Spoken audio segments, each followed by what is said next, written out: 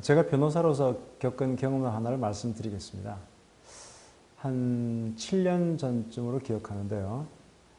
저희 저희 로펌의 고문 기업이 이제 A은행이라고 있습니다. A은행. 근데 이제 그 A은행의 법무 담당이 저한테 와서 이제 얘기를 하는 거예요. 사건을 하나 맡기려는 겁니다. 이제 그 법무 담당 얘기를 그대로 한번 전해보면 이런 거죠. 이 사람 완전 또라이입니다. 또라이. 지금 저희 은행 상대로 지금 5건의 소송을 제기했고 이제 6번째입니다. 정말 돌아버리겠습니다. 알고 봤더니 이제 이 상대방이 이제 정모 씨인데, 정모 사장님인데, 뭐 대출 과정에서 뭔가 은행이 일을 잘못 처리했다. 그래가지고 5년 전부터 소송을 제기해서 5건의 비슷비슷한 소송을 제기했는데 다 졌어요, 이 양반이. 다 졌는데 또 비슷한 소송을 제기를 한 겁니다.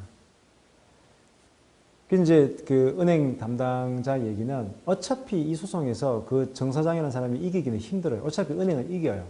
그런데 은행이 가장 골치 아픈 게 뭐냐 그러면 그 소송 과정에서 은행 직원들을 너무 힘들게 한다는 겁니다. 어떻게 힘들게 하느냐? 증인 신청을 할 수가 있어요. 관련자들을 막 증인 신청을 해서 누구누구를 다 증인으로 불러내면 이제 증인에 대해서 막 물어보지 않습니까? 물어보는데 조금이라도 자기 생각과 다르게 증언을 하게 되면 위증죄로 고발을 해버려요. 위증이라는 게 허위로 증언했다는 게 위증죄인데 위증죄로 형사 고발을 해버립니다. 그러면 그 은행 담당 직원은 또 검찰청에 왔다 갔다 해야 되고 그게 너무나 힘든 거예요. 지난 5년간 5건의 소송을 제기하면서 정말 모든 사람들을 다 위증죄로 불러가지고 한 10명 정도가 위증죄로 고발이 됐대요. 근데 이번에 또 소송을 제기하면서 이번엔 아예 대놓고 부행장님을 나중에 증인으로 부르겠다 이렇게 소장에 딱 써버린 거예요. 법무팀이 난리가 난 거죠. 저한테 와서 이제 얘기하는 것이 이 소송에서 어차피 자기네가 이긴다는 얘기죠. 이기는 건 맞는데 좀 그 사람이 우리 부행장님을 증인으로 좀 부르지 않게끔 저한테 손을 써달라는 겁니다. 그게 참 힘들어요. 사실 증인을 누구를 부르고 안 부르가 상대방이 그렇게 주장을 하게 되면 판사가 또 받아들일 수밖에 없거든요. 근데 그쪽은 더더구나 변호사 없이 혼자 하는 것이고 혼자서 막 소송을 하기 때문에 판사가 볼 때는 오죽 답답하면 저러겠느냐. 좀 온정적인 그런 마음을 또 가지게 돼요. 자, 제가 이제 그분이 쓴 소장을 이렇게 봤더니 구구절절히 근데 소장 내용을 보니까 이게 좀 뭐랄까 법리적으로는 옳지가 않은 부분이 많은데 이 사람은 되게 억울한 게 너무나 많은 거예요. 근데 이제 이분의 그 주민등록번호를 보니까 저희 어머님이랑 동갑이더라고요.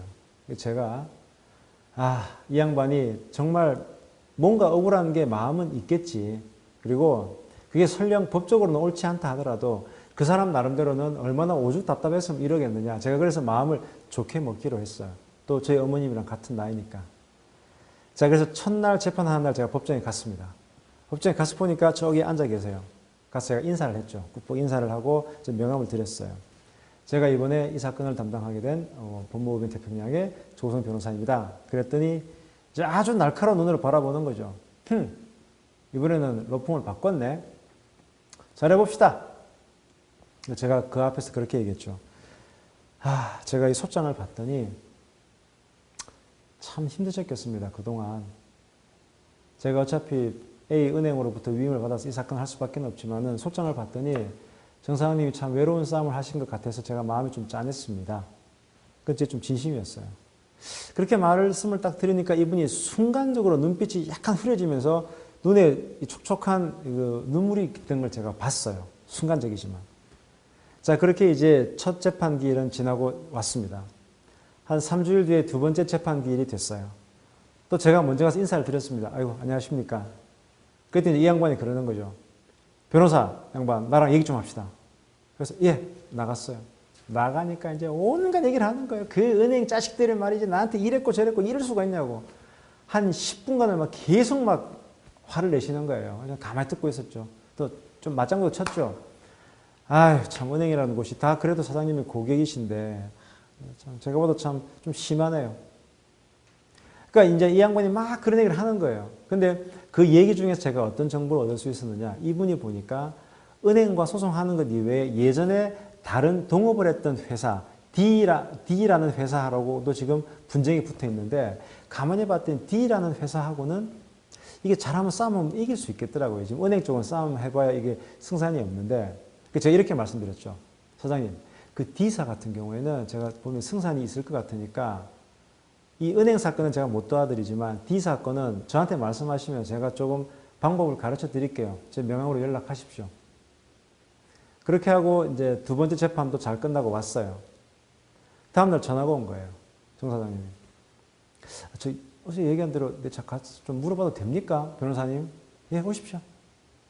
그래서 그분이 저희 사무실에 오신 거예요. 어떤 사건의 상대방이었는데 다른 사건을 저한테 물어보시기 위해서 오셨고, 저는 옆에 이제 앉혀놓고 그분한테 이제 막 얘기를 한 거죠. 아니, 이런 식으로 재판을 하면 집니다. 아니, 판사님한테 백날 억울하다고 말해서 그게 됩니까? 법리적으로 싸워야죠. 아, 참네. 이러면서 이제 막 고쳐준 거죠. 그리고, 이건 제가 새로 써드릴게요. 그래가지고 제가 이제 제 컴퓨터에서 막 쳐가지고, 요렇게 하시고, 사장님, 소송은 쟁점에 맞춰서 이렇게 하셔야 되는 겁니다. 아시겠습니까? 이거 잘하면 이길 수 있습니다. 이제 그분이 아주 고마워하면서 갔어요. 그런데 한 이틀 뒤에 은행에서 부랴부랴 법무팀이 막 달려온 겁니다. 큰일 났습니다. 왜냐? 드디어 이제 그 정사장이 증인 신청서를 냈다는 거예요. 5명에 대해서. 그 중에 1명은 그 부행장님까지 총 5명을 증인 신청을 이제 제출을 한 겁니다. 근데 증인 신청서를 법원에 제출한다고 다 증인으로 되는 것이 아니고 법정에 나가서 이 사람을 내가 증인으로 신청합니다. 라고 해야만 증인으로 되는 겁니다. 자, 3차 변론기일이 됐습니다. 제가 갔습니다.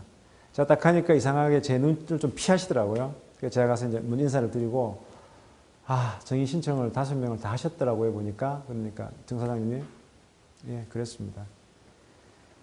아니, 근데 그 5명이 다 증인으로 필요합니까? 제가 좀 이제 우는 소리를 했죠. 그리고, 솔직히 제가 은행에서 무지하게 쪼입니다. 은행에서는 그 부행장님 좀 증인으로 안 했으면 싶어 하는데, 솔직한 얘기를 했죠. 그랬더니 이제 그분이 뭐라고 말씀하시느냐. 내가 참 조 변호사를 힘들게 하고 싶진 않은데. 그런 말씀 하시더라고요. 그리고 이제 조금 있다가 3차 재판을 시작했습니다. 판사님이, 자, 몇 호 사건, 원고 정 누구누구 씨, 증인으로 5명을 신청했네요. 라고 얘기를 하죠. 그때 정 사장님이 딱 이러시는 거예요. 예, 저 증인 5명 중에서 4명은 철회하겠습니다. 철회하고 제일 말단 그 대리 담당자 이 사람만 증인으로 남기겠습니다. 제가 그 말을 듣는 순간 온몸이 찌릿하더라고요. 판사님도 예, 재판은 그렇게 하시는 거죠. 이게 다 필요 없잖아요, 증인이. 1명? 그래요. 그러면 이 사람만 증인으로 부르는 겁니다. 자, 은행 측도 협조해 주세요. 재판을 마치고 나왔습니다. 제가 이제 정사님한테 정사님 정말 고맙습니다. 말씀을 드렸어요. 그때 그분이 뭐라고 말씀하시느냐. 자기도 안다는 거죠. 이 재판 자기 이길 수 없다는 거. 하지만 화가 나 있었다는 겁니다. 그런데 조 변호사가 이렇게 자기를 인간적으로 봐주고 또 어려운 거 도와주고 이러다 보니까 자기를 다시 돌아보게 됐다는 거죠. 그러면서 나 조 변호사 힘들게 하고 싶지 않다. 결국 그 재판은 저희 은행이 이겼어요. 그분이 이길 수 없는 사건이니까. 근데 그분은 다른 사건에서는 1심에서 이기면 어떻게든 2심, 3심까지 갔지만 1심에서 끝내더라고요. 더 재미있는 것은 제가 도와드린 동업자를 상대로 사건에서 이분이 이기셨어요. 그래서 5억이라는 돈을 챙기셨어요. 그리고 제가 이제 그분이랑 인간적으로 친해지다 보니까 그분이 아들내미가 디자이너였는데 웹 디자이너를 배웠는데 군대 제대하고 나와서 지금 어디 취직을 못하고 있는 거예요. 그게 그분의 가장 큰 고민이었어요. 그래서 제가 제 주위 친구들 중에 제가 좀 법률적으로 도와준 친구들이 있거든요. 전화를 했어요. 박 사장, 디자이너 필요 없나? 왜 갑자기 디자이너? 그 내 아는 분 아드님인데 그 인턴이라도 일단 좀 채용해가지고 나중에 마음에 들면 좀 해라. 조 변호사 부탁이라면 내가 들어줘야지. 그렇게 해서 제가 그 아들을 어느 회사에 인턴으로 취직을 시켰고 결국은 정식 직원이 됐어요. 지금도 그분하고 저하고는 잘 지냅니다. 그분 집이 강원도인데 지금도 때만 되면 옥수수랑 감자를 보내십니다. 자, 이 사례. 제가 만약에 그분한테 논리적으로만 처음부터 이런 식으로 하셔가지고는 집니다. 증인 말이죠. 그냥 딱 줄여서 하고 이렇게 하십시오. 아마 그랬으면 그분이 그랬을걸요. 이기든 말든 그건 내가 알아서 합니다. 당신이 무슨 상관이요? 왜냐하면 억하심정이 있으니까. 근데 제가 그분을 인격적으로 존중하고 어떻게든 내가 할 수 있는 범위 내에서 그분에게 도움을 주려고 노력하고 그 진심이 전해졌기 때문에 나 조 변호사 힘들게 하기 싫은데 그 지독한 소송광이 자기의 권리를 이렇게 포기하면서까지 저랑 인간적으로 친해지고 그 과정에서 저는 또 그분에게 또 다른 식의 도움을 주고 그래서 지금 생각해도 참 제 가슴에 남는 좋은 사건이었습니다. 결국 우리는 상대방, 까다로운 상대방일수록 그 사람 자체에 좀 더 집중을 할 때 의외의 협상의 물꼬가 트인다는 점을 말씀드리고 싶었습니다.